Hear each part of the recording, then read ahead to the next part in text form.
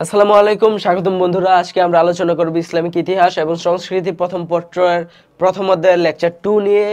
তো আমরা জানি যে আমাদের প্রথম অধ্যায়ের নাম ছিল প্রাক ইসলামিক আরব এবং আমাদের লেকচারটিও আজকে হচ্ছে প্রাক ইসলামিক আরবের পূর্ব পর্যন্ত। তার মানে আমরা ফার্স্ট লেকচারে পড়েছিলাম আমরা হচ্ছে প্রাচীন আরব উপদ্বীপ এবং প্রাচীন সভ্যতা এবং প্রাচীন সভ্যতার পরে থেকে এবং প্রাক ইসলামিক আরবের পূর্ব পর্যন্ত হচ্ছে আমাদের বিভিন্ন সভ্যতাগুলো আছে, ঠিক আছে।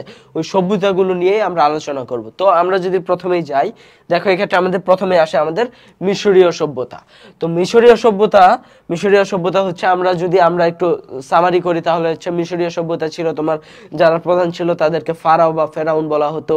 এই ক্ষেত্রে তারা রাজতান্ত্রিক ছিল এবং পরবর্তীতে তারা তোমার এক না একতন্ত্র বা স্বৈরাচারী সিস্টেম চালু হয় এবং তারা মূলত তোমার হচ্ছে কি ছিল একেশ্বরবাদের এইটা প্রবর্তন করে এবং তারা মূলত ছিল সূর্য দেবতা যাকে তারা রে বলে আখ্যায়িত করতো, তারা পুজো করতো, ঠিক আছে। এবং তারা দেখো তাদের স্থাপত্য বলো কিংবা ভাস্কর্য বলো কিংবা চিত্রকল্প এই তিনটি সেকশনে কিন্তু তারা অনেক বেশি ভূমিকা রেখেছিল।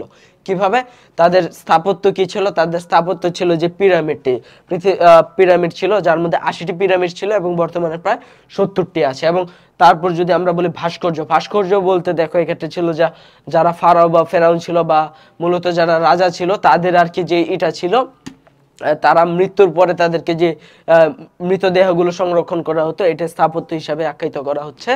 এবং চিত্রকর্ম, তারা মূলত যে লিখন পদ্ধতিটা ছিল সেটা আসলে তারা চিত্রকর্মের মাধ্যমে প্রকাশ করত।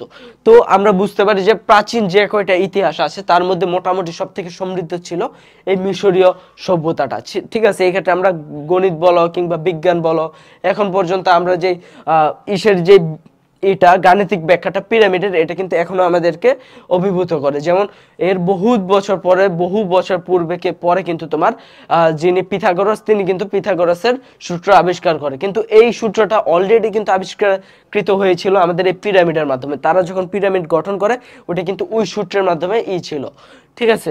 তো আমরা যদি এখন আসি আমাদের মেইন পড়ায়, তাহলে এক্ষেত্রে দেখো আমরা যদি যাই আজ থেকে প্রায় 7000 পূর্বে, কত বছর পূর্বে? 7000 পূর্বে বর্তমান যে এটা ছিল মিশরীয় সভ্যতা, এটার বিকাশ ঘটে। সে সময় মিশর দক্ষিণাঞ্চল বা উচ্চ মিশর এবং উত্তরাঞ্চল বা নিম্ন মিশর নামে ভাগ ছিল, ঠিক আছে। তো এটা মনে রাখবে যে দক্ষিণাঞ্চলটা ছিল উচ্চ মিশর আর উত্তরাঞ্চলটা ছিল তোমার নিম্ন মিশর। যতদূর জানা যায় তখন মিশরের 42টি গ্রাম ছিল, ঠিক আছে। 42 villages were there। তারপর দেখা এক্ষেত্রে বলা হচ্ছে এই গ্রামগুলো আদিম নবপলীয় সংস্কৃতি হতে বেরিয়ে নগর সভ্যতার পত্তন ঘটায়। তারা কিসের পত্তন ঘটায়? তারা দেখো নগর সভ্যতার পত্তন ঘটায় বা উত্থান ঘটায়। তারপর দেখো এক্ষেত্রে প্রায় 400 খ্রিস্টপূর্বাব্দে গ্রিক ঐতিহাসিক হেরাডোটাস কে ছিল? হেরাডোটাস ছিল আমাদের ইতিহাস, যেটা এই ইতিহাসের তোমার জনক ছিল। উনি কিন্তু প্রথম ইতিহাস লেখা শুরু করে। এটা আমরা পরবর্তীতে যখন গ্রিক সভ্যতা পড়বো তখন হেরাডোটাস সম্পর্কে বিস্তারিত জানবো। দেখো যে ব্যক্তি মিশর দেখেছেন তিনি অবশ্যই উপলব্ধি করেছেন এটি একটি সুপরিচিত দেশ, নীল নদের দান। এখন নীল নদটা হচ্ছে, যদি তোমাকে এই ক্ষেত্রে দেখাই, দেখো এই ক্ষেত্রে আমরা এই যে ম্যাপ, ঠিক আছে। আমরা কিন্তু ইতিপূর্বে প্রথম লেকচার কিন্তু আমরা পড়েছি যে আসলে আরবটা কতটুকু। এই ক্ষেত্রে কিন্তু দেখো আমরা আরবটা পড়েছিলাম। এই ক্ষেত্রে আরবের দেখো এই ক্ষেত্রে পশ্চিম পাশে লোহিত সাগর, পূর্ব পাশে সিরিয়ার মরুভূমি, কিংবা এই ক্ষেত্রে দুটাই ছিল সাগর ছিল, ইউফ্রেটিস এবং টাইগ্রিস, দুটি নদী ছিল। এই ক্ষেত্রে পারস্য সাগর, ওমান সাগর, এদিকে ভারত মহাসাগর ছিল। এবং এই ক্ষেত্রে দেখো এই যে পশ্চিম দিকে ছিল তোমার মূলত তোমার লোহিত সাগরের পশ্চিম দিকে ছিল হচ্ছে তোমার মিশর। এই মিশরের মধ্যে তোমার এই যে অংশটুকু দেখছো, এই যে এটা আছে, এটা হচ্ছে তোমার নীলনদ, ঠিক আছে। এই ক্ষেত্রে দুই ভাগে ভাগ হয়ে গেছে। এটা হচ্ছে কি? এটা হচ্ছে নীলনদ। নীলনদের দুই পাশে দেখো এক্ষেত্রে নীলনদটাকে কেন্দ্র করে কিন্তু এই ক্ষেত্রে কিন্তু আমাদের কি গড়ে উঠেছিল? মিশর গড়ে উঠেছিল। এই মিশরটা তোমার মূলত যেহেতু নদীর পাশে গড়ে উঠেছিল এই জন্য কিন্তু প্রচুর পলিমাটি কিংবা প্রচুর উর্বর এরিয়া ছিল এবং তারা কিন্তু তোমার কৃষিতে প্রচুর পরিমাণ সমৃদ্ধ ছিল। এর জন্য বলা হতো যে নীল নদ যদি না থাকতো, এই নদী যদি না থাকতো, তাহলে কিন্তু সব এরিয়া কিন্তু মরুভূমিতে পরিণত হতো এবং তারা কিন্তু কখনোই এত সমৃদ্ধ হতে পারতো না। এই জন্য কিন্তু তোমার বলা হয় যে নীল নদ তোমার মিশরের দান, ঠিক আছে। মানে মিশরের দান কে করে? মিশরকে দান করে নীল নদ। ঠিক আছে, নীল নদ হচ্ছে মিশরের দান। তারপর দেখো এক্ষেত্রে বলা হচ্ছে তোমার দেখো তোমার এক্ষেত্রে বলা হচ্ছে তোমার প্রাচীন মিশরের ভৌগোলিক অবস্থান। প্রাচীন মিশরের ভৌগোলিক অবস্থান দেখো বিশ্বের প্রাচীনতম সভ্যতা বলা হচ্ছে কোনটাকে? যে দেশটিতে গড়ে উঠছিল সেই আফ্রিকা দেশ এবং তোমার মিশর দেশ আফ্রিকা মহাদেশের উত্তর পূর্ব দিকে অবস্থিত। কোন দিকে অবস্থিত? তোমার মিশর দেশ আফ্রিকা মহাদেশের উত্তর পূর্ব দিকে অবস্থিত। তারপর দেখো, আচ্ছা একটা জিনিস যেটা মনে হয় ভুল বলেছি, সেটা হচ্ছে তোমার নীল সাগর, নীল নদ কিন্তু তোমার মিশরের দান নয়, তোমার মিশরটা হচ্ছে নীল নদের দান। ঠিক আছে, এটা আবার ই করো না যে আমি পারি না, মানে এই ক্ষেত্রে আমার হয়তো বা বলে মিস্টেক হয়েছিল। আচ্ছা দেখো, মিশরের উত্তরে ভূমধ্যসাগর এবং দক্ষিণে রয়েছে সুদান। উত্তরে ভূমধ্যসাগর, দক্ষিণে সুদান রয়েছে। পূর্ব দিকে কি আছে? পূর্ব দিকে আছে লোহিত সাগর এবং পশ্চিমে আসে লিবিয়া। তিনটি মহাদেশ দ্বারা পরিবেষ্টিত থাকা ভূমধ্যসাগর, আমরা এটা তিনটি মহাদেশ দ্বারা পরিবেষ্টিত। ভূমধ্যসাগরের উপকূলে বিদ্যমান হওয়ায় মিশরের ভৌগোলিক অবস্থান খুবই গুরুত্বপূর্ণ। মিশরীয় সভ্যতার যাত্রা শুরু হয় কবে? আনুমানিক খ্রিস্টপূর্ব 5000 বছর পূর্বে কিন্তু এটা তোমার শুরু হয় এই সভ্যতাটা। তারপর দেখো বলা হচ্ছে এই সময় নীল নদের তীরে মিশরীয়রা নগর কেন্দ্রিক, নীল নদের তীরে নগর কেন্দ্রিক সভ্যতার বিকাশ ঘটায়। সেচ ব্যবস্থা গড়ে তোলায় লক্ষ্যে মানুষ প্রথমে দলে দলে কি করে? নীল নদের পাশে জড় হয়। কারণ কি? ওই নদী থেকে তারা তাদের জমিতে দিত, সেচ দিত, এবং যার ফলে তাদের নদী থেকে তারা ওই জমিতে প্রচুর পরিমাণে পানি, পরিমিত পরিমাণ পানি পেত, এবং তার ফলে তাদের তোমার কৃষি জমিগুলা উর্বর ছিল। তারপর দেখো তামা আর ব্রোঞ্জের অস্ত্র তৈরির জন্য গড়ে উঠতে থাকে ছোট ছোট কারখানা। ঠিক আছে, ইতিপূর্বে কিন্তু আমরা কোথাও কিন্তু দেখিনি যে তোমার এই ব্যবহারগুলো শুরু হয়েছে, তামা বা ব্রোঞ্জের ব্যবহার। সবকিছু মিলিয়ে গড়ে ওঠে রাষ্ট্র। এই যে রাষ্ট্রের যে ধারণাটা, এটা প্রথম কিন্তু আমরা মিশরীয় সভ্যতা থেকেই দেখতে পাই। তারপর দেখো সময়ের প্রয়োজনে তৈরি হয়ে থেকে রাস্তাঘাটটাও দেখো এই ক্ষেত্রে প্রথম শুরু হয়। ফারাও অভিজাত আর ধনীদের জন্য তৈরি হয় দালান কোঠা। এভাবে মিশরের সূচনা ঘটে নগর সভ্যতা।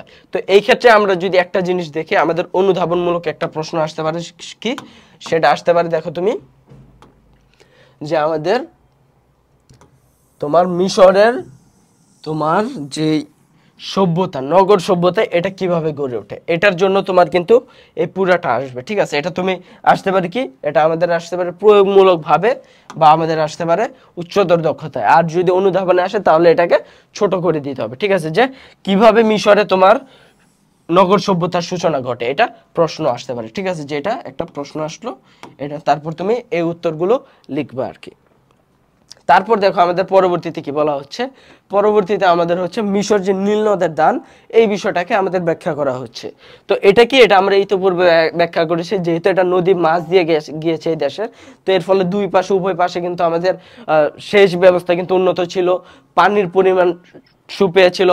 ঠিক আছে, আর যেহেতু নদী, এই জন্য এই পানিটা ছিল সুপেয়, মানে এটা আমরা পান করতে পারতো তারা, এই জন্য এটাকে কিন্তু আসলে নীল নদের দান বলা হচ্ছে। নীল নদটা যদি শুকিয়ে যেত বা নীল নদ যদি না থাকতো, তাহলে কখনোই তোমার হতো না, কি বলে, মিশর গড়ে উঠতো না। তারপর দেখো নদী পথে কিন্তু চলাচল করা সবচেয়ে সহজ। ঠিক আছে, যেহেতু সেই আমলে গাড়ি ছিল না, তো তারা কি করতো, নদী পথে এক জায়গা থেকে অন্য জায়গায় যেতে পারতো, বাণিজ্য করতে পারতো। এই সকল বিষয়গুলোকে যদি আমরা আমলে নেই, তাহলে কিন্তু আমরা বলতেই পারি যে মিশরটা নীল নদের দান।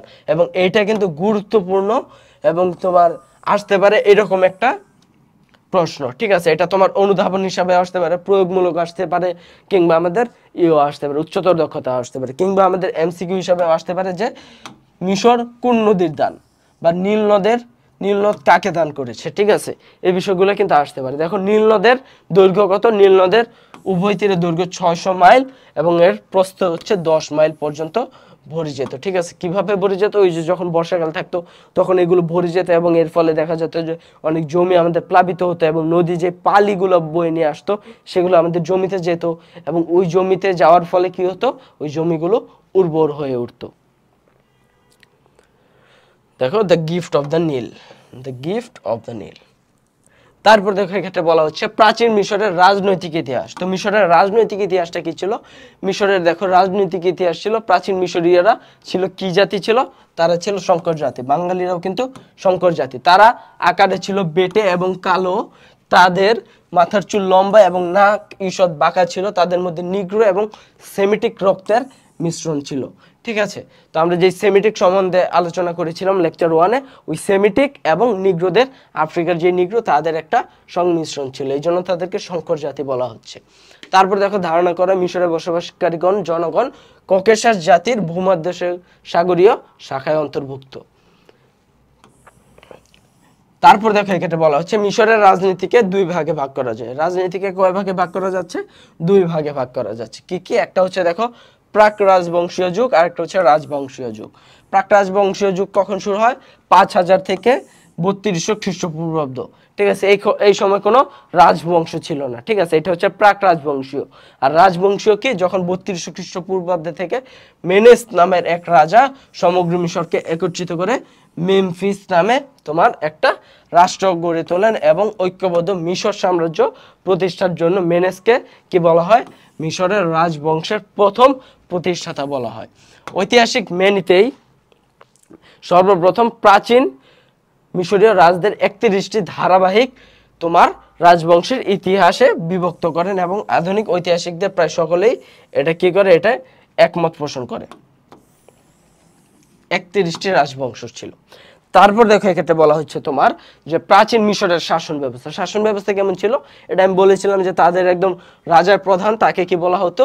তাকে বলা হতো তোমার ফারাও। ঠিক আছে, এবং এইটা ছিল শাসন ব্যবস্থা ছিল একনায়ক কেন্দ্রিক বা ফারাও কেন্দ্রিক। তাদের ফারাও বা ফেরাউন বলা হতো। ঠিক আছে, ফেরাউনটা কিন্তু কোনো একক ব্যক্তি নয়। ঠিক আছে, এটা হচ্ছে তোমার একটা রাজার নাম। ফারাওগণ নিজেদের সূর্য দেবতা বা রের পুত্র মনে করতো। তারা এই দেবতার উপাসনা করত এবং তারা তাদেরকে ওই দেবতার পুত্র মনে করতো। ফারাওগণ ছিলেন একাধারে রাষ্ট্রপ্রধান, ধর্মপ্রধান এবং সামরিক প্রধান। তারা সিদ্ধান্ত অনুযায়ী বীজ বপন, সেচন ব্যবস্থা, সেচ ব্যবস্থা ইত্যাদি কার্যক্রম হতো। ফারাওয়ের পরে কে ছিলেন? প্রধানমন্ত্রী। তাকে কি বলা হতো? ভিজিয়ার।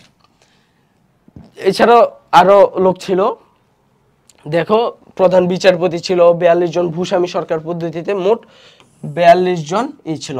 তার হিসাব, এরা বাদেও হিসাবাধ্যক্ষ, প্রধান স্থপতি, পরিদর্শক, বিচারপতি বাদেও আরো 42 জন ছিল। তো তারপর দেখো মধ্য রাজবংশের আমলে প্রশাসনিক দুর্বলতার সুযোগে মিশরের পশ্চিম এশিয়ার হিক্সসগণ মিশর দখল করে। ঠিক আছে, কখন দখল করে? এই ক্ষেত্রে দেখো মধ্য রাজবংশের আমলে। ঠিক আছে, যে 31টা আমরা পাই ওটার মধ্যে যখন আমাদের তোমার মধ্য রাজবংশ শুরু হয়, মানে মধ্য আসে, তখন কিন্তু এই মিশরটা দখল করে কারা? এশিয়ার হিক্সেসগণ মিশর দখল করে। হিক্সেসদের প্রভাবে মিশরীয় স্বৈরতান্ত্রিক এবং সাম্রাজ্যবাদী চেতনা লাভ করে। খ্রিস্টপূর্ব সপ্তদশ শতাব্দীর শেষ দিকে উচ্চ মিশরের জনসাধারণ এবং শাসকগণ সম্মিলিতভাবে হিক্সেসদের বিতাড়িত করতে সক্ষম হয়। ঠিক আছে, দেখো এক্ষেত্রে হিক্সেসদের মিশর থেকে বিতাড়িত করতে সক্ষম হয়। তারপর দেখো বিজয়ের মুখে নেতা প্রথম আহমজ খ্রিস্টপূর্ব স্বৈরাচারী একনায়ক হিসেবে নতুন রাজবংশ বা সাম্রাজ্যবাদী যুগের সূচনা করে। এই যুগের প্রশাসনকে 50টি ইউনিটে ভাগ করা হয়। প্রশাসনকে কয় ভাগে ভাগ করা হয়? 50টি ভাগে। প্রশাসন ব্যবস্থা পরিচালনা সামরিক গভর্নর স্থায়ী অংশ হয়ে ওঠে ফলাফল ফারাওদের।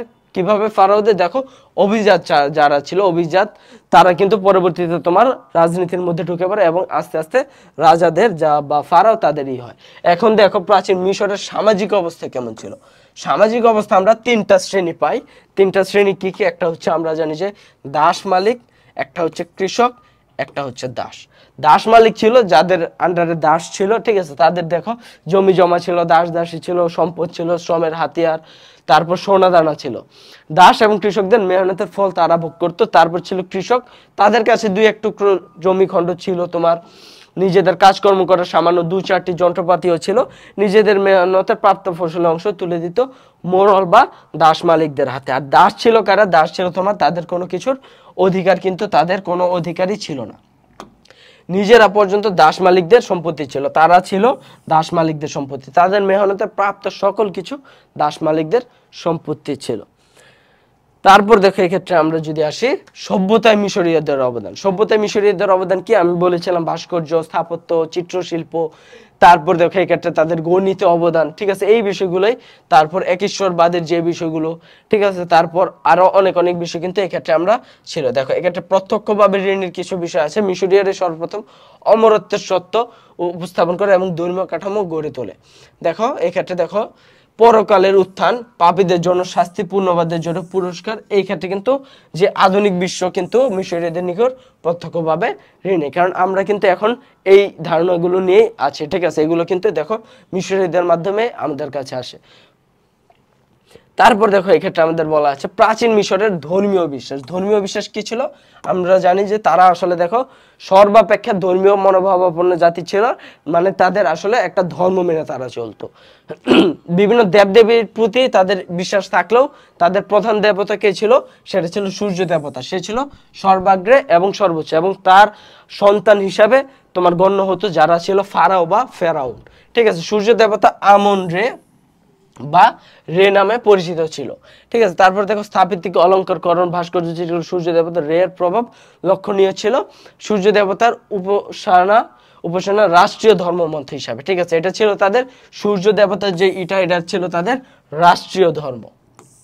তারা দেখো তোমার পুনর্জন্মে বিশ্বাস করতো। মিশরীয়রা জন্ম, মৃত্যু এবং পুনর্জন্মে বিশ্বাস করতো। তারপর দেখো অসিরিসের তোমার বলা হচ্ছে কি কিংবদন্তি, অসিরিসের কিংবদন্তি মিশরীয় জীবন ধর্মচিন্তা একটি প্রতীকী লাভ করে। রাজবংশীয় যুগে সূর্য দেবতা রে দ্বিতীয় সারিতে নেমে আসে। দেখো কখন এটা, যখন মধ্য এটা এসে পড়ে, যখন তোমার ওই হিক্সিসদের তোমার এসে পড়ে, তখন কিন্তু দেখো তোমার এটা কিন্তু তোমার দ্বিতীয় সারিতে নেমে এসে পড়ে, এবং সাম্রাজ্য যুগে বা নতুন রাজবংশ যুগে অবক্ষয় লক্ষ্য হয়। তখন দেখো খ্রিস্টপূর্ব 1375 অব্দে ফারাও চতুর্থ আমেনহোটেপ সূর্য দেবতা আমন রে নাম দেন এটন, এবং দেবতার নামের সাথে মিল রেখে নিজের নাম দেন এখনাটন। এখন এই বিষয়টা তুমি হয়তো এই নামগুলো শুনে থাকবা, যদি তুমি যে তোমার কি বলে আমাদের ইউসুফ নবী নিয়ে যে এইটা ছিল তোমার ইউসুফ জুলেখা যে সিরিজটা, ওই ক্ষেত্রে আমরা কিন্তু যে এইটাকে দেখতে পাই, তিনি কিন্তু ছিল, তার নাম কি ছিল? আমেনহোটেপ, ঠিক আছে, আমেনহোটেপ ছিল, এবং তাকে কিন্তু তোমার ইখনাতন বলেও তোমার করা হতো, এবং তার দেবতার নাম ছিল আমুন, ঠিক আছে। আমুন বলা হতো যে দেবতা আমুন, এবং তোমার ঈশের নাম ছিল, ফারাওয়ের নাম ছিল আমেনহোটেপ, তাকে ইখনাতনও বলা হতো, ঠিক আছে। পরবর্তীতে কিন্তু আমাদের ইউসুফ আলাইহিস সালাম আসে এবং তিনি একেশ্বরবাদী দেয়। তারপরে কিন্তু তোমার এই আমেনহোটেপের যিনি ছেলে ছিলেন, তিনিও কিন্তু ইউসুফ আলাইহিস সালামের এই ধর্ম যেটা ছিল ওইটাই তোমার বিশ্বাস করে, ঠিক আছে। এবং পরবর্তীতে কিন্তু তোমার এই ক্ষেত্রে একেশ্বরবাদী, ঠিক আছে, যে শুধুমাত্র ঈশ্বর একজন বা আল্লাহ একজন, এই তোমার কিন্তু আসে। ইখনাতুন বিশ্বের ইতিহাসে সর্বপ্রথম একেশ্বরবাদের ধারণা দেন, ঠিক আছে। তারপর দেখো পরবর্তীতে ফারাও তুতেন খামেন কি করে? পুরোহিতদের প্রাধান্য দিয়ে একেশ্বরবাদী প্রতিষ্ঠার পথ রুদ্ধ করে দেন। ফারাও তুতেন খামেন এই প্রতিষ্ঠা পথ রুদ্ধ করে। পুরোহিতরা জনসাধারণের ধর্মীয় আবেগকে তারা কি করে, পুরোহিত যারা ছিল তারা আবার নতুন একটা করে, তারা একেশ্বরবাদী করে না, তারা তাদের নিজেদের ব্যবসা করার জন্য তারা বিভিন্ন দেবতা নিয়ে আসে, ঠিক আছে। মার্কেটে তারা বিভিন্ন দেবতা নিয়ে আসে এবং ওগুলাকে পুঁজি করে তারা ধর্ম ব্যবসা শুরু করে দেয়। তারপরে এই ক্ষেত্রে দেখো এটা ছিল মূলত সূর্য দেবতার রে, এবং এটা ছিল ওই যে আমেনহোটেপ, চতুর্থ আমেনহোটেপ, তার চেহারা ছিল এরকম। তারপর দেখো আমাদের বলা হচ্ছে প্রাচীন মিশরের লিখন পদ্ধতি। আমরা জানি যে প্রাচীন মিশরে লিখন পদ্ধতিটা ছিল তোমার মূলত চিত্রভিত্তিক, ঠিক আছে, চিত্রভিত্তিক। যেমন দেখো এই যে চিত্রভিত্তিক, যেখানে তোমার এই যে কি বলে এই ধনুক বা তীর দ্বারা বোঝানো হতো যোদ্ধা, কিংবা যখন নৌকা ব্যবহার করা হতো, ঠিক আছে, ওই নৌকা দ্বারা বোঝানো হতো তোমার কি বলে নৌবিহার, এগুলাকে বোঝানো হতো, ঠিক আছে। এরকম চিত্র দ্বারা তারা করতো।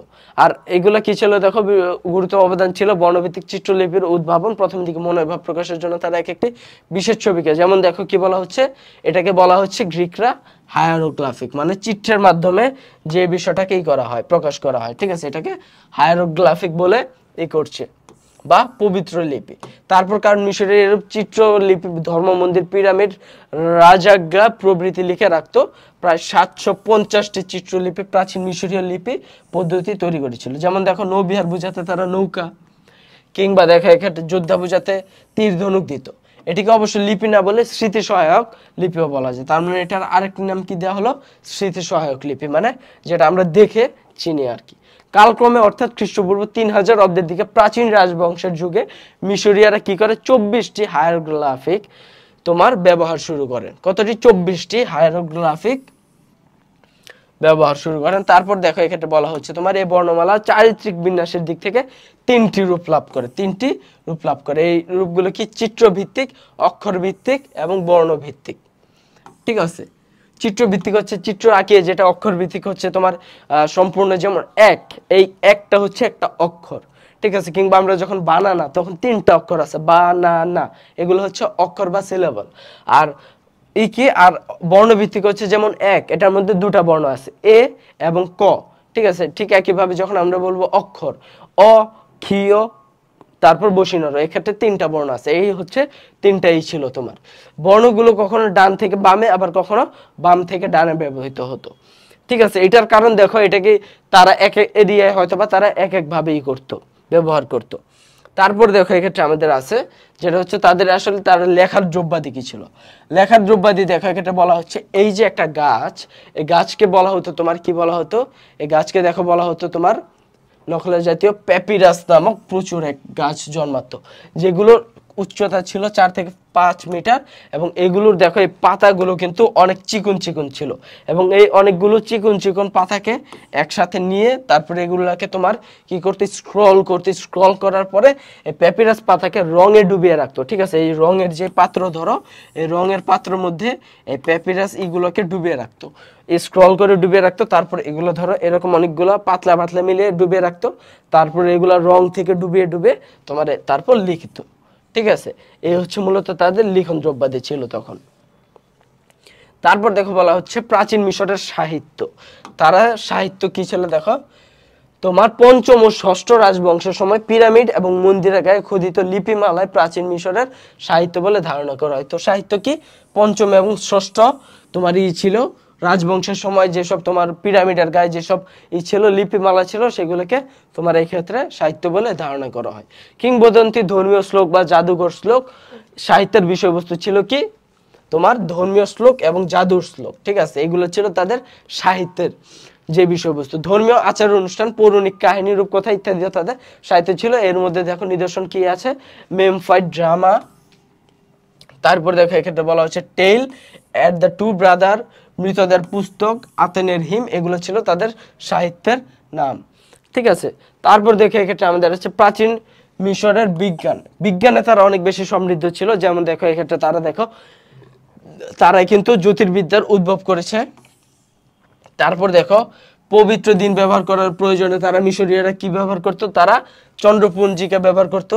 তারপর তারা তোমার কি করতো, বন্যার জন্য, ঠিক আছে, দেখতো যে নীল নদের একটি নির্দিষ্ট সময় একটি তারা আসতো এবং ওই সময়ই তোমার বন্যা হতো।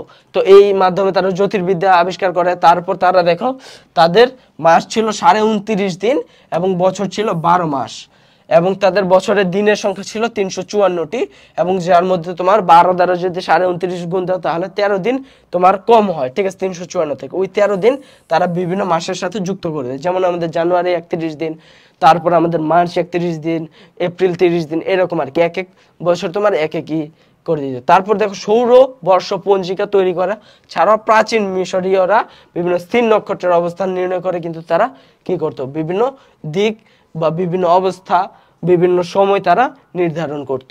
ঠিক আছে, তারপর দেখো বলা হচ্ছে তাদের গণিত শাস্ত্র। তাদের গণিত শাস্ত্র কেমন ছিল, প্রয়োজনের তাগিদে তারা প্রাচীন বিশ্বের সকলে সমবেত পরিশ্রম চেষ্টায় গণিত শাস্ত্রের চর্চাশীল শস্য ফলনের হার, বীজ বপনের খরচ, খাবারের শস্য খরচ, হিসাব নিকাশ। তারপর দেখো তোমার এক্ষেত্রে মৌলিক অবদান রাখে। মৌলিক অবদান বলতে বোঝানো হয় যে ইতোপূর্বে এই ধরনের কোনো বিষয় কিন্তু কেউ পরিচিত ছিল না এগুলোর সাথে। তারপর ভূমির আয়তন, কোণ, পিরামিডের জন্য ত্রিকোণ, ভূমি ইত্যাদির প্রয়োজন থেকে উদ্ভব হয়েছিল জ্যামিতি, সবচেয়ে গুরুত্বপূর্ণ একটা বিষয় যেটি। ঠিক আছে, জ্যামিতি। তারপর দেখো বলা হচ্ছে জ্যামিতিক জ্ঞান আয়ত্তের ফলে ত্রিভুজ, চতুর্ভুজ, বহুভুজ, বৃত্তের ক্ষেত্রফল, সিলিন্ডার, পিরামিড ইত্যাদি ঘনফল মিশরীয়রা সহজে বের করতে পারত। তারপর দেখো এক্ষেত্রে তাদের চিকিৎসা বিজ্ঞান কেমন ছিল।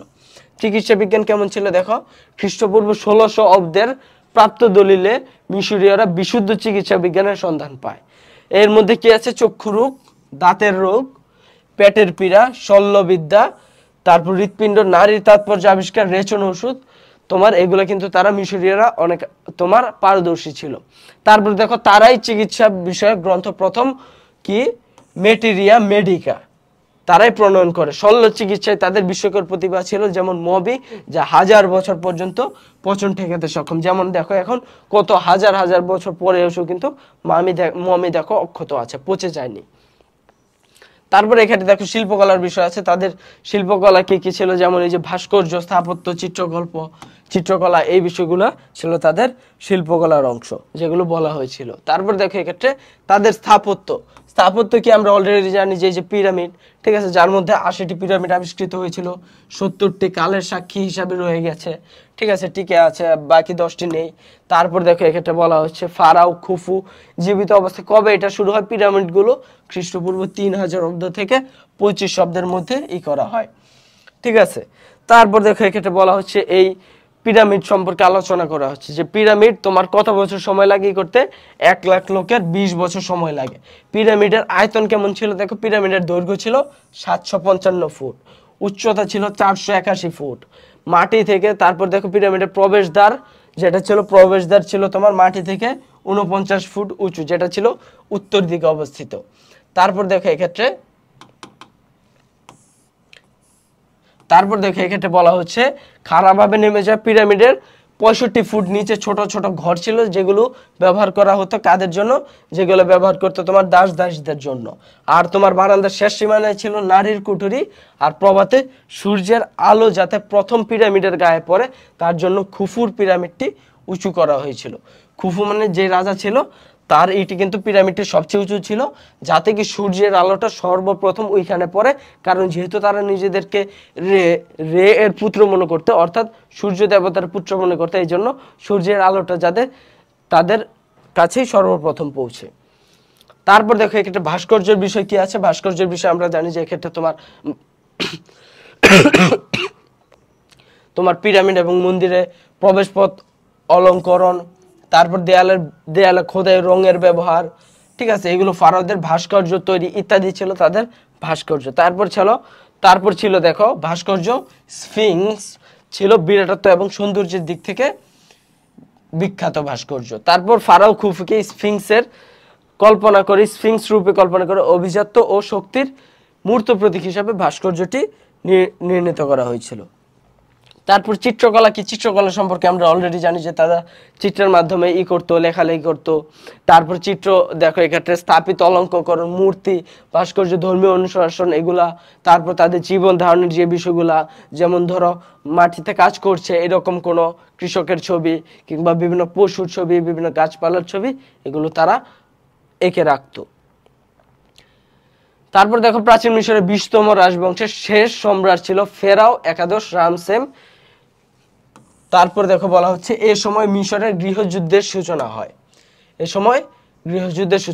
এটা মূলত আমরা পড়ছি মূলত মিশরীয় সভ্যতার পতনটা কিভাবে হয়, ঠিক আছে। তারপর দেখো এক্ষেত্রে 1080 খ্রিস্টপূর্বাব্দে থিফ শহরের প্রধান পুরোহিত বা ধর্মযাজক সিংহাসন দখল করেন। তার মানে কি এক্ষেত্রে রাজা থেকে কিন্তু পুরোহিত কিন্তু সিংহাসন দখল করে, এবং খ্রিস্টপূর্ব 525 অব্দে পারস্য রাজশক্তি মিশরের অধিকার করলে মিশরীয় সভ্যতার অবসান ঘটে। কত 525 অব্দ খ্রিস্টপূর্বাব্দে রাজশক্তি মিশর কি করে, মিশরীয় অবসান ঘটে কিভাবে, তোমার যারা পারস্যই ছিল তারা কিন্তু তোমার দখল করে। তারপর দেখো এক্ষেত্রে মিশরের টলেমি রাজবংশ প্রতিষ্ঠিত হয়। কবে থেকে, 332 খ্রিস্টাব্দ থেকে গ্রিক সম্রাট আলেকজান্ডার এর তোমার মিশর অধিকার করে। তারপর থেকে কি হয়, তোমার টলেমির রাজবংশ প্রতিষ্ঠিত হয়। এবং তোমার এক্ষেত্রে রানী কে ছিল, আলোচিত এবং জগৎ খ্যাত রানী ক্লিওপেট্রাকে জগৎ বিখ্যাত কেন বলা হতো, ক্লিওপেট্রা হচ্ছে তোমার ধরা হয় যে তোমার তৎকালীন যুগে বা সর্বপেক্ষা তোমার সুন্দরী নারী, যিনি তার সৌন্দর্য দিয়ে যে কোনো রাজাকে, যে কোনো মানুষকে মোহিত করে ফেলতে পারতো। এখন ক্লিওপেট্রার স্বামী কে ছিল, ক্লিওপেট্রার স্বামী ছিল তার ভাই, তোমার নিজের ভাই টলেমি ছিল তার স্বামী, ঠিক আছে। এবং ক্লিওপেট্রা কিন্তু অনেক চতুর ছিল। এই সময় দেখো কয়েক বছর পরে কি হয়, জুলিয়াস সিজার তোমার পম্পে বিজয়ের মাধ্যমে মিশরে আসেন এবং তিনি প্রেমে পড়েন ক্লিওপেট্রার, এবং ক্লিওপেট্রার প্রেমে পড়ে ক্লিওপেট্রা তোমার ক্লিওপেট্রার সহযোগিতা এবং তোমার এই ক্ষেত্রে জুলিয়াস সিজার অনেক সৈন্য নিয়ে তোমার কি করে, তোমার টলেমিকে রাজচ্যুত করেন এবং তাকে হত্যা করে। আর এভাবেই কি হয়, তোমার আলটিমেটলি মিশরের সভ্যতার পতন ঘটে। আচ্ছা দেখো, এরপর আমরা যে সভ্যতাটি নিয়ে আলোচনা করব সেটি হচ্ছে সুমেরীয় সভ্যতা।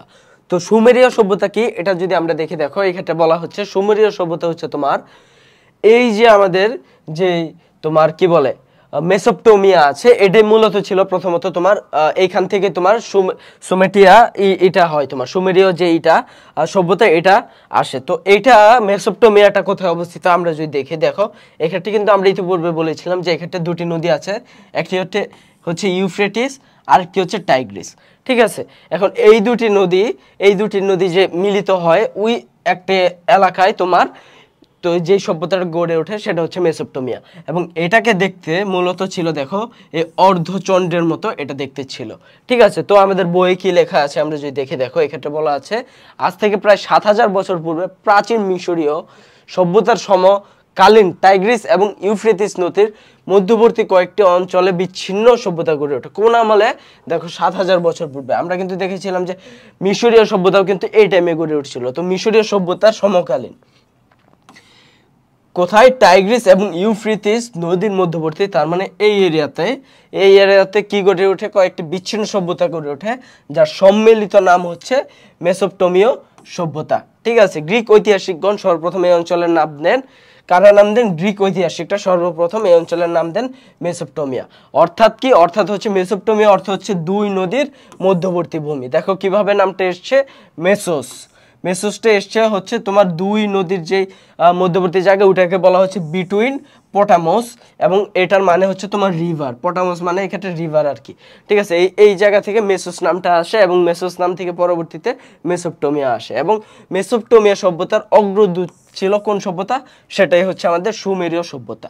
তো টাইগ্রিস এবং ইউফ্রেটিস, তো টাইগ্রিস নদীর অপর নাম হচ্ছে দেখো দজলা এবং ইউফ্রেটিস নদীর অপর নাম হচ্ছে ফোরাত। নদীর মধ্যবর্তী ভূখণ্ড আরব মরুভূমির উত্তরাঞ্চলকে এমন ভাবে ঘিরে রেখেছে যা দেখতে অনেকটা অর্ধচন্দ্রের মতো। কাকে ঘিরে রেখেছে, আরব মরুভূমির উত্তরাঞ্চল। এই যে আরব, আমরা জানি যে এটা উত্তর দিক তো আমরা জানি যে এটা মরুভূমি, এটাকে এমন ভাবে ঘিরে রেখেছে যেন মনে হচ্ছে একটা অর্ধচন্দ্র। তারপর দেখি এই কারণে ভূগোলবিদ একে কি বলে, ব্রেস্টেড বলে, বা তোমার নাম দিয়েছে কি উর্বর অর্ধচন্দ্রিকা। ঠিক আছে, তারপর দেখো পশ্চিম মিশর থেকে শুরু করে পূর্ব পারস্য উপসাগর তীরবর্তী এই উর্বর এলাকা বিস্তৃত। পশ্চিম মিশর, এই পশ্চিমে মিশর থেকে তোমার পূর্বে পারস্য সাগর, এই যে পূর্বে পারস্য সাগর, ঠিক আছে, এইখানে কি অবস্থিত, তোমার এই উর্বর এরিয়াটি অবস্থিত। এলাকাটি কৃষি উপযোগী হয় বিভিন্ন সময় বিভিন্ন জাতি, যেমন কারা কারা এসেছিল, সুমেরীয়, আক্কাদীয়, ব্যাবিলনীয়, ক্যালডীয় সভ্যতা গড়ে ওঠে। ঠিক আছে, তারপর দেখো এক্ষেত্রে পরবর্তীতে বলা হচ্ছে সুমেরীয়দের পরিচয়। এক্ষেত্রে সুমেরীয় আসলে কারা, ঠিক আছে, তো দেখি আমরা সুমেরীয় কারা। দেখো সুমেরীয়দের আদি নিবাস কি ছিল, আদি নিবাস ছিল মেসোপটেমিয়া অঞ্চলে কিন্তু ছিল না। তারা কই থেকে আসলো, তারা আসলো দেখো খ্রিস্টপূর্ব 4000 অব্দের দিকে উত্তর পূর্ব দিকে অবস্থিত এলেমের পার্বত্য অঞ্চল থেকে উন্নত জীবনযাপন এবং কৃষি ব্যবস্থার সুবিধার জন্য মেসোপটেমিয়ার দক্ষিণের নিম্নাঞ্চলে এই বসতিটা গড়ে ওঠে। ঠিক আছে, তো এটুকু একটু মনে রাখবা। তারপর দেখো বলা হচ্ছে এখানে সুমেরীয়দের নাম অনুসারে অঞ্চলটি লাভ করে কি নামে, সুমের নামে। সুমেরীয়দের নাম অনুসারে লাভ করে সুমের নামে, এবং তাদের গড়ে তোলা সভ্যতা সুমেরীয় সভ্যতা নামে পরিচিত। সুমেরদের গড়ে তোলা যে সভ্যতা, এটার নাম হয় কি সুমেরীয়। একদল ঐতিহাসিকগণ মনে করেন সুমেরীয়দের মধ্য এশিয়ার মালভূমি থেকে সমুদ্র পথে আগমন করেছে। কি মনে করে তারা, যে মধ্য এশিয়ার মালভূমি থেকে সমুদ্র পথে তারা এই অঞ্চলে এসে, কেউ কেউ আবার কি বলে, যে কেউ কেউ বলে আবার তোমার যে পারস্যের সুসা অঞ্চল থেকে তারা আগমন করেছে। ভারতীয় ঐতিহাসিকদের মতে তারা কি, তারা আসলে যাযাবর, ভারতীয় ঐতিহাসিকবিদদের মতে। তারপর দেখে এক্ষেত্রে বলে বিভিন্ন পশুর জীবাশ্ম দেখে তারা বলেন তাদের আসলে পশুপ্রীতি ছিল, তাদের কি ছিল, পশুপ্রীতি। তারপর দেখো বলা হচ্ছে একদল নৃবিজ্ঞানী মনে করেন সুমেরীয়দের চুল ছিল কি কালো। তারা এই ধারণা থেকে লক্ষ্য কি করে, তারা ধারণা করে কালো মাথা থেকে সুমের। ঠিক আছে, কালো মাথা, যেহেতু তাদের কালো চুল ছিল, সে কালো মাথা থেকে তাদের নামকরণ হয় সুমের। তারপর তাদের রাজনৈতিক কাঠামো কি ছিল, তাদের রাজনৈতিক কাঠামো ছিল না সহজ হিসাব। ঠিক আছে, তারপর উট, ত্রিপুল, এরিদু, তারপর কৃষ্ণপুর ইত্যাদি উল্লেখযোগ্য নগর রাষ্ট্র ছিল। ঠিক আছে, এগুলো কাদের নগর রাষ্ট্র ছিল? এগুলো ছিল সুমেরীয়দের নগর রাষ্ট্র। তারপর তারা দেখো সুমেরীয়রা কেন্দ্রীয় সংগঠন বা কনফেডারেশন গড়ে তুলতো। নগর রাষ্ট্রের প্রধানকে কি বলা হতো? পাতেসি। তিনি কি করতেন? তিনি ছিলেন একাধারে নগরপতি, সেনাপ্রধান, শেষ ব্যবস্থার প্রধান নিয়ন্ত্রক। বিশেষ সময়ে তার ক্ষমতা বৃদ্ধি পেত। তারপর দেখো তাদের অর্থনৈতিক কাঠামো কি ছিল? তাদের অর্থনৈতিক কাঠামো ছিল জটিল ছিল না। কারণ কি? তাদের ছিল কি? প্রধান পেশা ছিল কৃষি। এই জন্য জমিতে সাধারণ কৃষকদের সত্ত্ব বলবৎ ছিল, মানে তারা সাধারণ জমি, যে কৃষি জমি তার মালিকানা তারা পেত বা সত্ত্ব তারা পেত। তাদের সেচ ব্যবস্থা উন্নত হওয়ার কারণে প্রচুর পরিমাণে ফসল উৎপাদিত হতো। তারপর দেখো তাদের মধ্যে ভূস্বামী, সামরিক কর্মকর্তা, কৃষি স্বাধীন কৃষক, কোনো কোনো ক্ষেত্রে ভূমিদাসের নিয়ন্ত্রণে কৃষি জমি ছিল।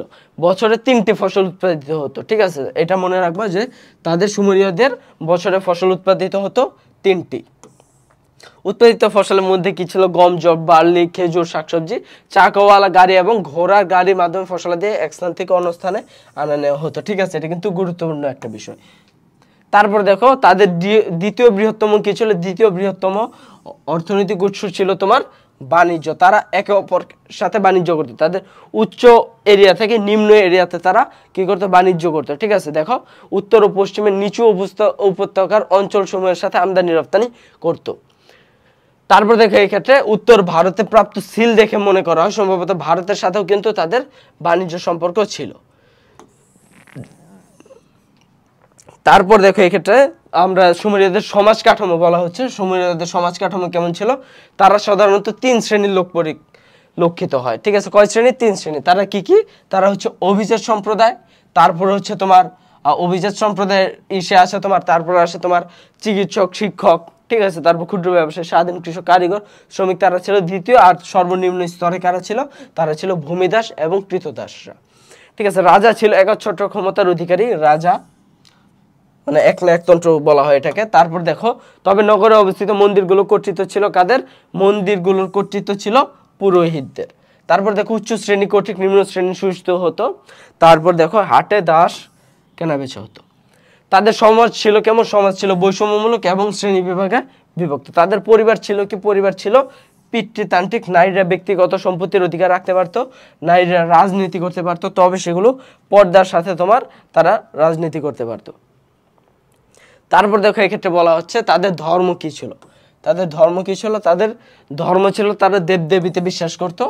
তারপর প্রাকৃতিক দুর্যোগে তাদের বিভিন্ন ধরনের দেবদেবী আছে। ঠিক আছে, যেমন সূর্য দেবতার নাম শামাস, তারপর বন্যা ও বৃষ্টি বাতাসের দেবতার নাম এনলিল, পানির দেবতা এনকি। ঠিক আছে, এই ধরনের তাদের বিভিন্ন দেবদেবী ছিল। প্রেম ও উর্বরতার দেবী ইস্তার, প্লেগ রোগের কে ছিল? নারগল। ঠিক আছে, এগুলো ছিল তাদের প্রধান প্রধান দেবতা। তারপর দেখো উরনগরীতে নির্মিত জিগুরাত মন্দিরের 7টি স্থাপত্যের উল্লেখযোগ্য সংযোজন, এগুলো স্থাপত্যের দিক থেকে। ঠিক আছে, স্থাপত্যের দিক থেকে কি উল্লেখযোগ্য ছিল? তাদের উর মন্দিরের যে উরনগরীতে যে নির্মিত জিগুরাত মন্দির 7টি স্থাপত্য ছিল, এটা তাদের উল্লেখযোগ্য স্থাপত্য ছিল। তারপর দেখো তাদের লিখন পদ্ধতি কি ছিল? লিখন পদ্ধতি ছিল দেখো এক্ষেত্রে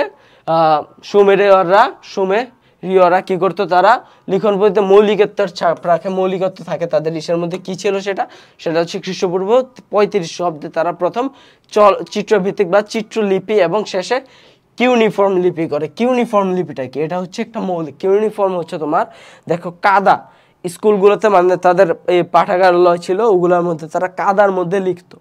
কাদার মধ্যে লেখার উপকারিতা হচ্ছে কোনো ভুল হলে বা বারবার তুমি ওই কাদাটাকে আবার সমান করে আবার লিখতে পারতে, এটাকে কিউনিফর্ম বলা হচ্ছে আর কি। ঠিক আছে, দেখো করণিক বিদ্যালয় স্থাপিত হয়েছিল কাদামাটি আগুনে পুড়ে, কখনো একটি অক্ষর, কখনো দেখো একটি স্বরবর্ণ, কখনো একটি শব্দ, মোট 500 শব্দের মতো কিলকাকার সাংকেতিক চিহ্ন ছিল তাদের।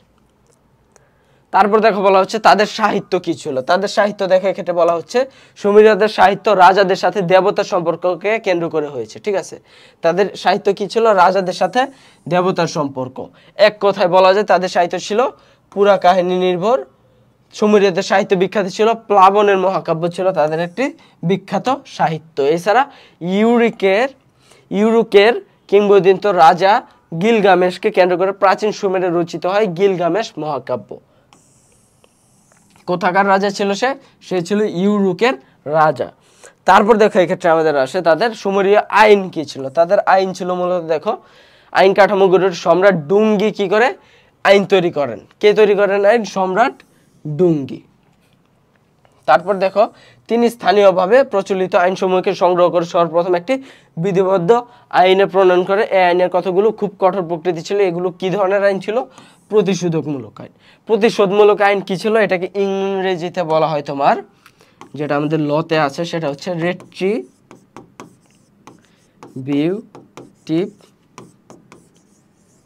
থিওরি। রেট্রিবিউটিভ থিওরি বলা হয়। রেট্রিবিউটিভ থিওরি এটার মূল মন্ত্র হচ্ছে তোমার আই ফর এন আই। তার মানে হচ্ছে তোমার চোখের বদলে চোখ। ঠিক আছে, এটার এই থিওরিটাই হচ্ছে এরকম যে তোমার যেই ক্ষতিটা হবে তুমি ঠিক সেই পরিমাণ ক্ষতি করবে। তোমাকে কেউ মেরে ফেললে তাকেও মেরে ফেলা হবে, তোমার কেউ হাত কেটে ফেললে তারও হাত কেটে ফেলা হবে। এটাকে প্রতিশোধমূলক বা রেট্রিবিউটিভ থিওরি বলা হয়।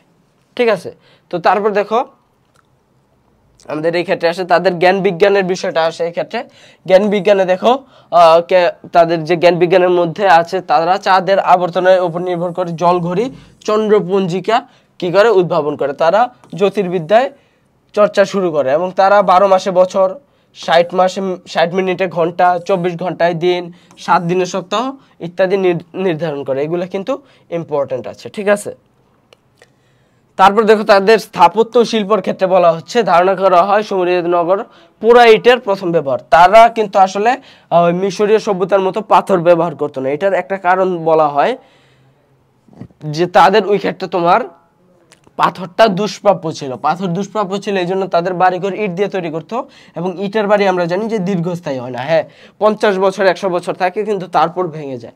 হাজার হাজার বছর কিন্তু এগুলো থাকে না। ঠিক আছে, তারপর দেখো সুমেরীয়দের অন্যান্য কৃতিত্বের মধ্যে কি ছিল? গণিত পদ্ধতি, গুণ ভাগ নির্ণয়, ঠিক আছে, চন্দ্রভিত্তিক পঞ্জিকা তৈরি, পানি দ্বারা চলিত এক ধরনের ঘড়ি, ঠিক আছে, জল ঘড়ি বলা হচ্ছে, এগুলো ছিল তাদের অবদান। ঠিক আছে, তারপর যদি আমরা যাই দেখো তারপর আমাদের আসে ব্যাবিলনীয় সভ্যতা। ঠিক আছে, ব্যাবিলনীয় সভ্যতা কি?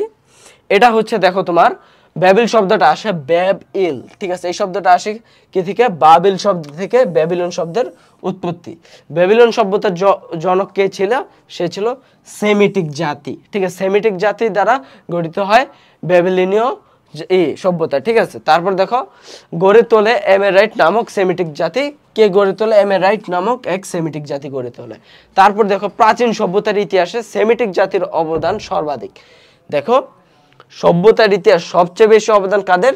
সেটা হচ্ছে আমাদের তোমার সেমিটিক জাতি ছিল তাদের।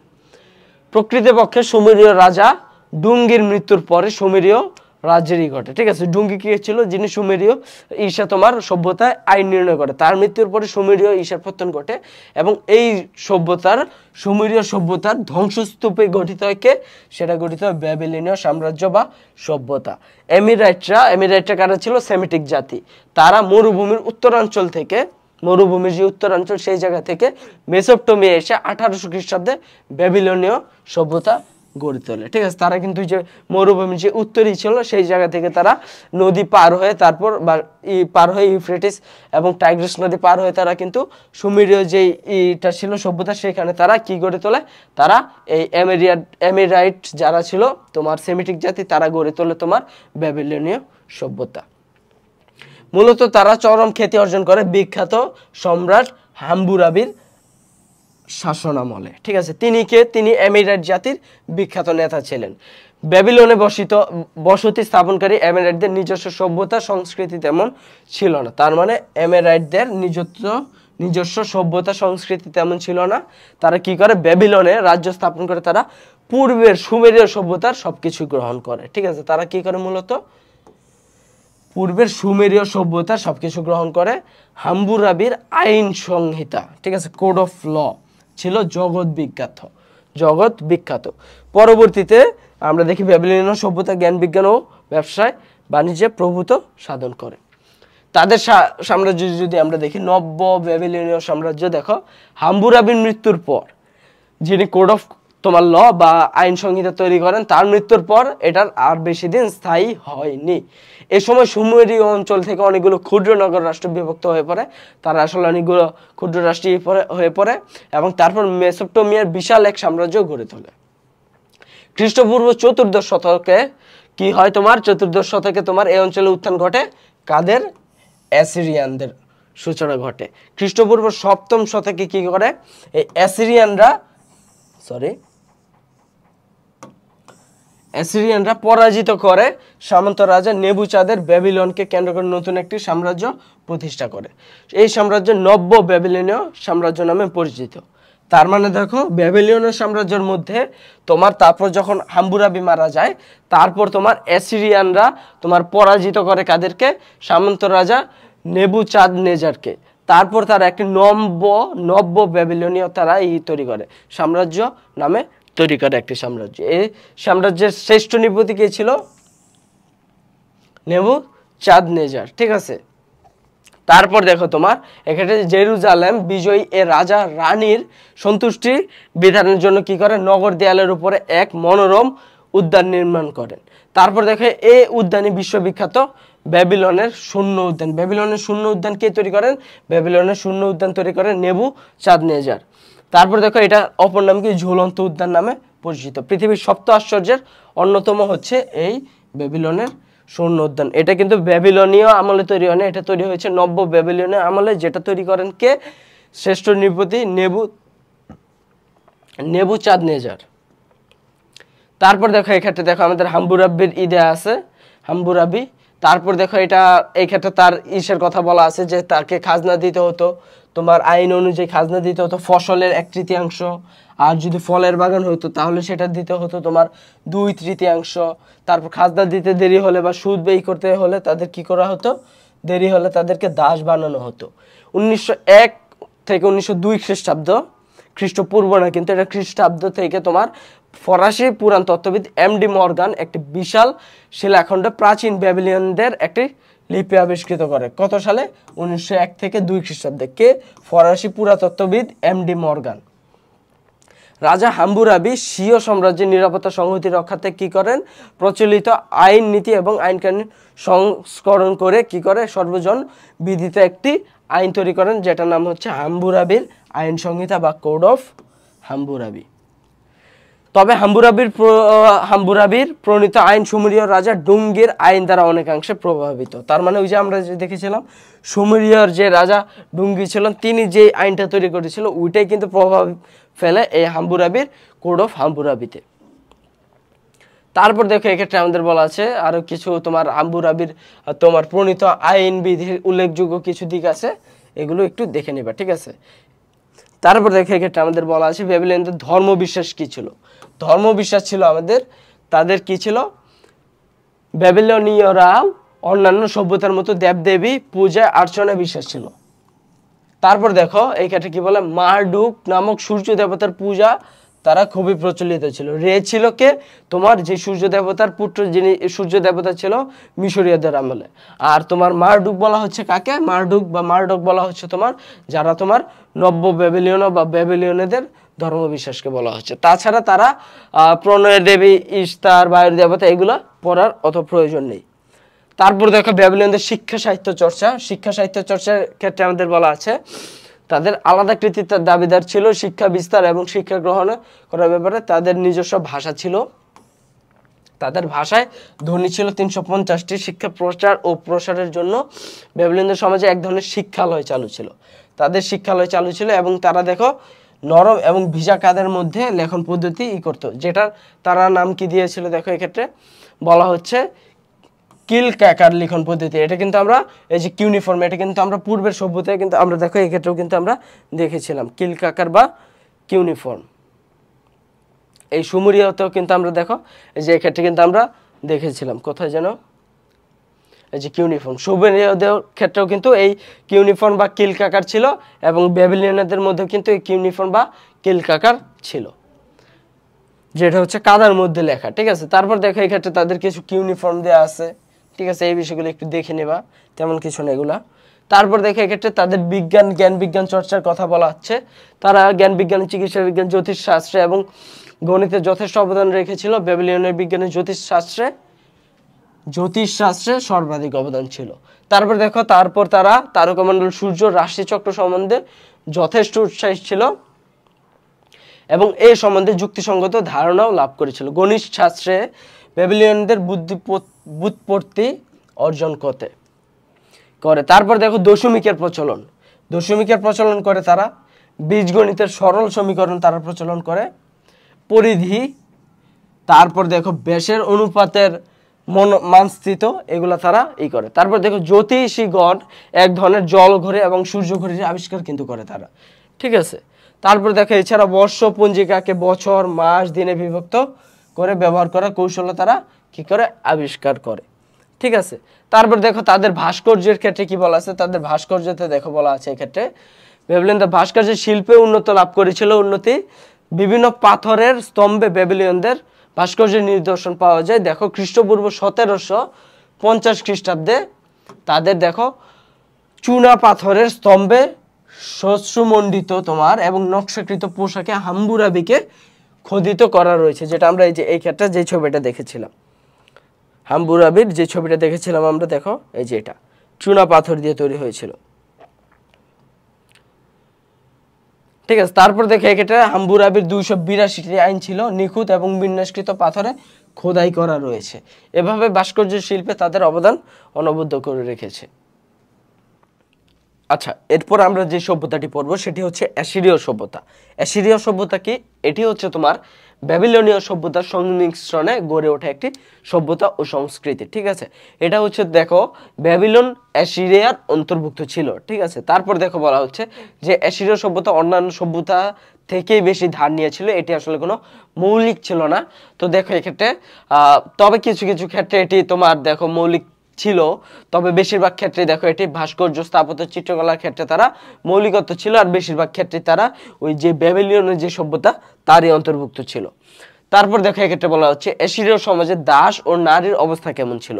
এই ক্ষেত্রে নারীর যে অবস্থা ছিল, দেখো এই ক্ষেত্রে নারীরা মূলত তোমার রাজনীতিতে অংশ নিতে পারতো, পর্দা প্রথা মেনে চলতো, ঠিক আছে। তারপর দেখো স্বামীরা এই ক্ষেত্রে ওই নারীদের সাথে বা তাদের স্ত্রীদের সাথে কি করতো, দাসের মতো আচরণ করতো।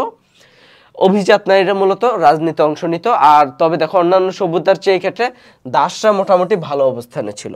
তারপর দেখো এই ক্ষেত্রে আমাদের বলা হচ্ছে যে আসলে এটাকে এশিয়ার রোমান বলা হয়, ঠিক আছে। অ্যাসিরীয়রা মূলত হচ্ছে এশিয়ার রোমান। কেন বলা হচ্ছে? কারণ দেখো রোমানরা যেভাবে তোমার দেখো তারা এক্ষেত্রে রোমানরা গ্রিস দখল করে এবং তাদের সভ্যতা সংস্কৃতির ভালো দিকগুলো গ্রহণ করেছিল, ঠিক একইভাবে অ্যাসিরীয়রাও অনেক কার্যক্রমী রোমানদের কার্যক্রমের সাথে মিলে যায়। কারণ দেখো কি অ্যাসিরীয়রাও ব্যাবিলনদের অধিকার করে বা দখল করে তাদের সভ্যতা বা সংস্কৃতি গ্রহণ করেছিল, ঠিক আছে, যেমন ভাবে তোমার রোমানরা করেছিল। তারপর দেখো এই ক্ষেত্রে তারা যুদ্ধক্ষেত্রেও কিন্তু তারা রোমানদের মতো তারা পারদর্শী ছিল।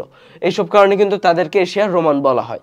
তো এটা কিন্তু আমাদের একটা অনুধাবনমূলক প্রশ্ন আসতে পারে যে কেন অ্যাসিরীয়দের তোমার এশিয়ার রোমান বলা হয়।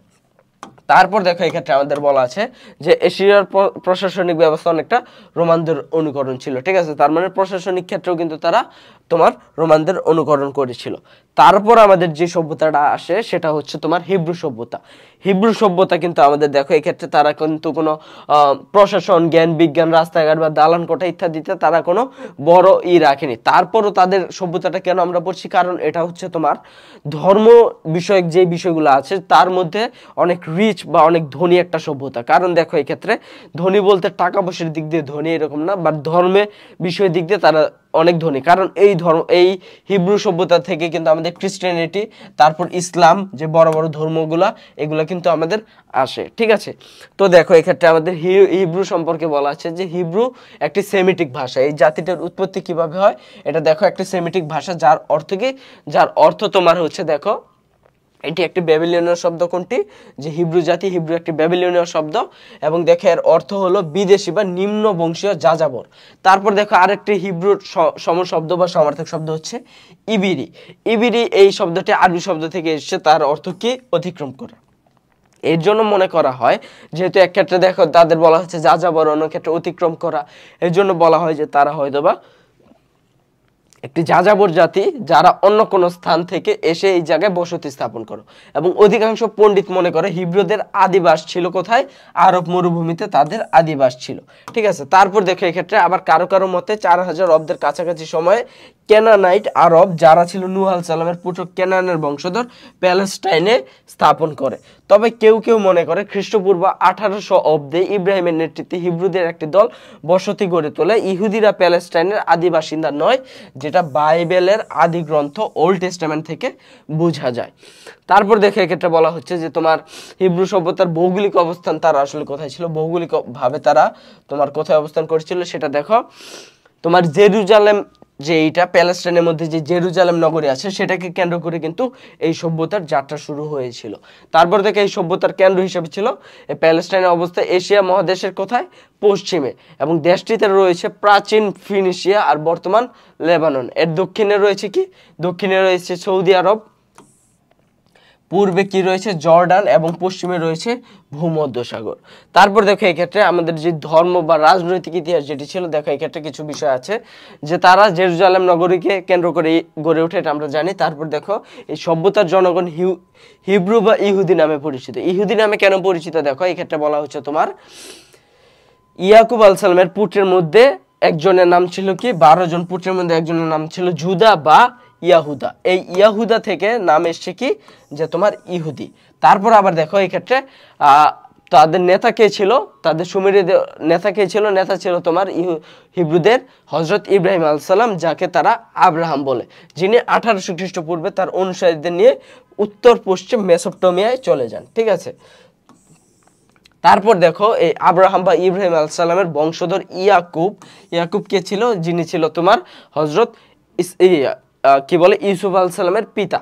ঠিক আছে, তার বা জ্যাকব তার নাম হিব্রুদের নিয়ে প্যালেস্টাইনের উপর আধিপত্য প্রতিষ্ঠা করেন।